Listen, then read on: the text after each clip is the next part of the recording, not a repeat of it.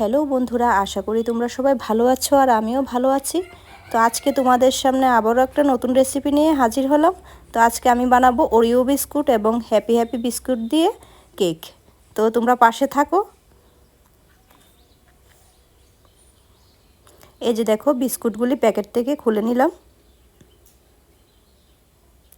তো এবার বিস্কিটগুলিকে দুটো পার্টে নিয়ে নিলাম, তারপর ক্রিমগুলিকে আলাদা আলাদা করব। তো দেখতেই পাচ্ছ ক্রিমগুলিকে কিভাবে আলাদা করছি। তো আজকে আমার কেক বানানোতে আমার মেয়েও সহযোগিতা করেছে। এই যে দেখো, ক্রিম বার করানো শেষ। তারপর বিস্কিটগুলিকে ভেঙে মিক্সিতে দিয়ে দেব, একবারে পাউডার করে নেব। এই যে দেখো, বিস্কিটগুলি একবারে পাউডার মতন হয়ে গেছে। তো এবার এর মধ্যে সামান্য পরিমাণ দুধ দিয়ে ভালো করে মিশিয়ে নেব। এই যে দেখো, আমি দুধ দিয়ে দিয়েছি। প্রথমে কিছু অল্প পরিমাণ দেব, তারপর একটু আবার বাড়িয়ে দেব দুধটাকে। তো ভালো করে মিশাতে হবে। এই যে দেখো, ভালো করে মিশিয়ে নিয়েছি। তো এর মধ্যে দিয়ে দেব বেকিং পাউডার। তো আমি গোল্ডেন ক্রাউনের বেকিং পাউডারটি ইউজ করছি। এই যে দেখো, 1 চামচ পরিমাণ বেকিং পাউডার দিলাম। এবার ভালো করে মিশিয়ে নেব।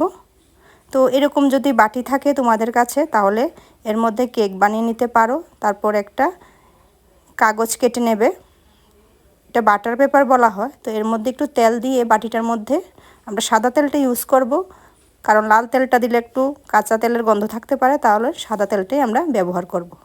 তো এর মধ্যে ব্যাটারটাকে ঢেলে দিচ্ছি। এবার বাটিটাকে একটু নাড়া দেব, যাতে ভালো করে সেট হয়ে যায়।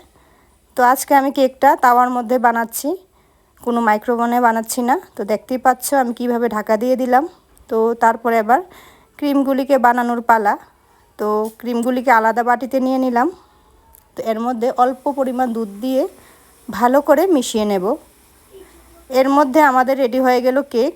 তো কেকটাকে একটু ঠান্ডা জলে ডুবিয়ে রাখলাম। তো এই যে দেখতে পাচ্ছ আমার cake ready, chocolate biscuit cake. তো এইবার ক্রিমটাকে রেডি করে নেব। ক্রিমটাকে একটু দুধ দিয়ে ভালো করে মিশিয়ে নিয়েছি, যাতে কোনো লাম্পস না থাকে। তো এবার কেকটাকে দুইটা পার্টে ভাগ করে নিয়েছি। উপরের পার্ট এবং ভিতরের পার্টে ক্রিমটাকে আমি ভালো করে লাগিয়ে দেব। তো দেখতেই পাচ্ছ আমি ভিতরের পার্টটাতে ক্রিম লাগিয়ে দিয়েছি। তারপর উপরের পার্টেও ভালো করে লাগিয়ে দিয়েছি কেকটার উপরে। দেখতেই পাচ্ছ খুব সুন্দর লাগছে। তো কেকটাকে আমি 1 ঘন্টার জন্য ফ্রিজে রেখে দেব, যাতে ক্রিমটা ভালো করে বসে যায়।